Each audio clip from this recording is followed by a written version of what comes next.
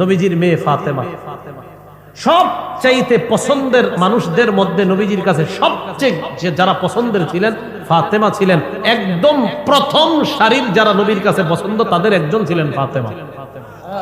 নবীজি বলছে ফাতেমা তু বুদআতুম মিন্নি, ফাতেমা আমার দেহের টুকরা। নবীজি বলছেন ফাতেমারা যে কষ্ট দিবে সে আমারে কষ্ট দিবে। এই ফাতেমা রাদিয়াল্লাহু তাআলা আনহার স্বামীর নাম আলী।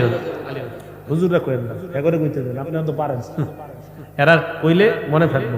কি নাম? ফাতেমা রাদিয়াল্লাহু তাআলা আনহার স্বামীর নাম। তো হযরত আলী আমাদেরকে একটা হাদিস শোনাইছে, আবু দাউদ শরীফের 2988 নাম্বার হাদিস, 29 এরপরে 28 2988। এই হাদিসের মধ্যে আছে হযরত আলী বলেন ফাতেমা ঘরের মধ্যে ইন্নাহা জাররাত বিররাহা, জাতা ঘুরাইতে ঘুরাইতে, মুরব্বীরা জাতা কলের কথা বলতে পারে, মুরব্বীরা আগের দিনে জাতা, এটা ঘুরাইতে ঘুরাইতে হাত্তা আসসাওয়াফি ইয়াদিহা, হাতের মধ্যে ফোসকা পড়ে গেছে। কার? দুনিয়ার শ্রেষ্ঠ মানুষের একজন কন্যা, যিনি দুনিয়ার শ্রেষ্ঠ একজন কন্যা, তিনি ঘরে জাতা ঘুরাইতে ঘুরাইতে হাতে ফোসকা পড়ে গেছে।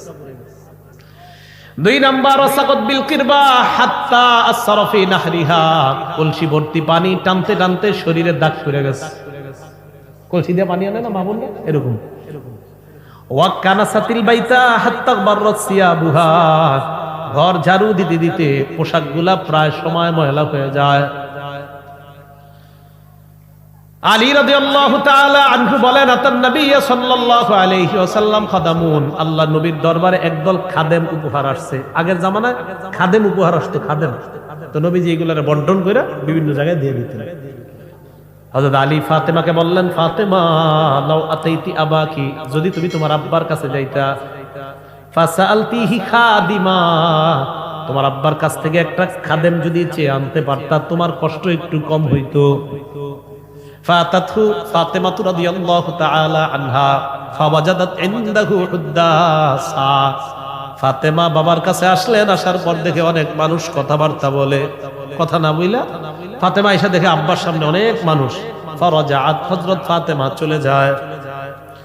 মনে করেন আপনাদের কারো ডাক্তারের একটা দোকান আছে বাজারে, অথবা আপনার কারো দোকান আছে, তো আপনার দোকানে আপনার মেয়েটা গেছে, বোরকা টোরকা পরে গেছে, গিয়ে একটু আড়ালে দাঁড়ায় আছে, মানে আব্বা কখন একা হবে আব্বার সাথে একটু কথা বলবে, কিন্তু আপনার দোকানে মানুষ আর কমে না। বাবা কি করবে বলেন তো? বাবা তো যদি খেয়াল করে আমার মেয়েটা আসছে, মানুষদের কারণে কথা বলতে পারে নাই, শাটারটা লাগাইয়া সর্বপ্রথম মেয়ের কাছে যাবে। তুমি গেলা দোকানে কেন মা? নবীজিও সেম কাজ করলেন। নবীজি দেখলেন ফাতেমা আসছে, কথাবার্তা না বলে চলে গেছে। আতাহা মিনাল গদি, পরের দিন নবীজি নিজে ফাতেমার বাড়িতে চলে গেছে। ফাতেমা মা কান হাজাতু কি, কালকে কেন গেছো? আমি তো সব দেখছি, তুমি যে গেছো কেন গেছো? হযরত ফাতেমা চিন্তা করতেছে কিমনে আব্বারে কই, লজ্জায় চুপচাপ সাকাতাত, চুপ রইছে, মানে বাপেরও তো বলতে হবে আব্বা কাজ করতে করতে ফসকা পড়ছে, এটা বলতে পারতেছে। হযরত আলী কয় ইয়া রাসূলুল্লাহ উহাদ্দিসুকা, আমি বলি। সুবহানাল্লাহ, হুজুর আমি বলি। নবীজি কয় হ্যাঁ বলো। ইন্নাহা জাররাত বিররাহা, হুজুর জাতা ঘুরাইতে ঘুরাইতে হাত্তা সারাত ফি ইয়াদিহা, হাতের মধ্যে ফসকা পড়ে গেছে। নবীজি কয় তারপর? ওয়া হামালাত বিল কিরবা, কলসি ভর্তি পানি টানতে টানতে হাত্তা আসসারাত ফি নাহরিহা, শরীরের মধ্যে দাগ পড়ে গেছে। নবীজি বললেন তারপর?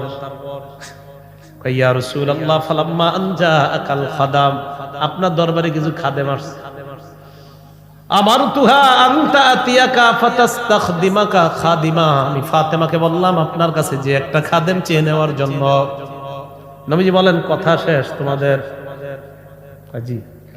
খাদেম কেন আনতে বলছো? কাইয়াকিহা হাররামা হিয়া ফি, হুজুর ফাতেমার যাতে একটু কষ্ট কম হয় এজন্য বলছি খাদেম আনতে। নবীজি হযরত ফাতেমাকে 4টা কথা বললেন। জোরে বলেন কয়টা? 1 নম্বরে বললেন ইত্তাকিল্লাহ ইয়া ফাতিমা, ফাতেমা তুমি আল্লাহকে ভয় করো। 2 নম্বরে বললেন আদ্দি ফারিদাতা রাব্বিক, তোমার রবের ফরজগুলো আদায় করো। 3 নম্বরে বললেন ওয়ামালি আমালা আহলি বাইতিক, ঘরের কাজ নিজে করো। ঘরের কাজ নিজে করো। শ্রেষ্ঠ মানুষ শ্রেষ্ঠ কন্যাকে বলতেছে, শ্রেষ্ঠ মানুষ শ্রেষ্ঠ কন্যা, শ্রেষ্ঠ মানুষ শ্রেষ্ঠ কন্যা। আমার আপনার ভাবের শেষ থাকে না। ওয়ামালি আমালা আহলি বাইতিক, ঘরের কাজ নিজে করো। 4 নম্বরে নবী বললেন ইদা খস্তিমাত জাকিমা, সারাদিন কষ্ট করার পর যখন বিছানায় যাও তখন 3টা আমল করবা। কয়টা? 1 নাম্বার সাব্বিহি সালাসা ওয়া সালাসিনা, 33 বার সুবহানাল্লাহ পড়বা। ওয়াহমাদি সালাসা ওয়া সালাসিনা, 33 বার আলহামদুলিল্লাহ পড়বা। ওয়া কাব্বিরি আরবা ওয়া সালাসিনা, 34 বার আল্লাহু আকবার পড়বা। নবীজি বলেন ফাহিয়া মিআই, হলো 100 বার। ফাহিয়া খায়রুল লাকি মিন খাদিম। ফাতেমা, আমি বাবা তোমাকে যে আমলটা শিখিয়ে দিলাম, সারাদিন কাজ করার পর এই আমলটা একজন খাদেমের চাইতে তোমার জন্য কল্যাণ। মোল্লা আলী কারি রহমতুল্লাহি আলাইহি এই হাদিসের ব্যাখ্যায় লেখছেন, সুবহানাল্লাহ, আলহামদুলিল্লাহ, আল্লাহু আকবার যখন সারাদিন ক্লান্তির পর মানুষ যখন পড়বে, তার এই তাসবিহ পড়ার কারণে ক্লান্তি আল্লাহ দূর করে দিবেন। ওই শক্তিটা ভর্তুকি হয়ে যাবে এই আমল করলে। এটা শুধু মেয়েরা এমন না, আপনারাও সারাদিন কাজকর্ম করার পর রাতে শোয়ার সময় 33 বার সুবহানাল্লাহ, 33 বার আলহামদুলিল্লাহ, 34 বার আল্লাহু আকবার। নবীজি বললেন ফাতেমা এটা করো। ফাতেমা এই কথা শুনে বললেন রাদিতু আনিল্লাহ ওয়া আর রাসূলিল্লাহ সাল্লাল্লাহু আলাইহি ওয়াসাল্লাম, আমি আল্লাহ আর আমার বাবার ফয়সালা মেনে নিলাম। আব্বা আমার খাদেম লাগবে না, আমি আল্লাহর ফয়সালা মেনে নিলাম, আপনার ফয়সালা মেনে নিলাম।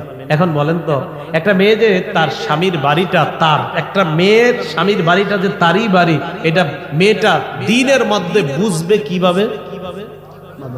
কোথায় গেলে বলেন তো? মাদ্রাসা। তা আগের কথায় আসেন, ছেলে কার রহমত, মেয়ে কার নেয়ামত? আল্লাহর। 1 কন্যা কার নেয়ামত? 2 কন্যা, 3 কন্যা, একাধিক কন্যা কার পক্ষ থেকে নেয়ামত? আল্লাহর পক্ষ থেকে। তো মেয়েরা দিন শিক্ষা দরকার আছে। মেয়েদের দিন শিক্ষার শ্রেষ্ঠ জায়গা কি? মাদ্রাসা, মহিলা মাদ্রাসা। আল্লাহ আমাদের সকলকে এইগুলার জিগায় না আর কত পেঁচে ফেলাবেন আমাদের। রাসূলুল্লাহ সাল্লাল্লাহু আলাইহি ওয়াসাল্লাম যে জিগাইছে হেও জানে যে এটা না যায়, এর লেগে জিগাইছে। অনেকে জানে যে না যায়, এরপরেও জিগায়। জিগায় কেন? যে হুজুর একটু ফালাই বাড়ে ইউটিউবে, এই হলো নিয়ত থাকে। রাসূলুল্লাহ সাল্লাল্লাহু আলাইহি সাল্লাম আমাদেরকে শিখাইয়া দিলেন, জানায়া দিলেন, মেয়েও রহমত, ছেলেও রহমত। আমরা ছেলে হোক মেয়ে হোক, বাস আলহামদুলিল্লাহ। ছেলে হলো আলহামদুলিল্লাহ, মেয়ে হলো আলহামদুলিল্লাহ। আল্লাহ পাক রব্বুল আলামিন আমাদের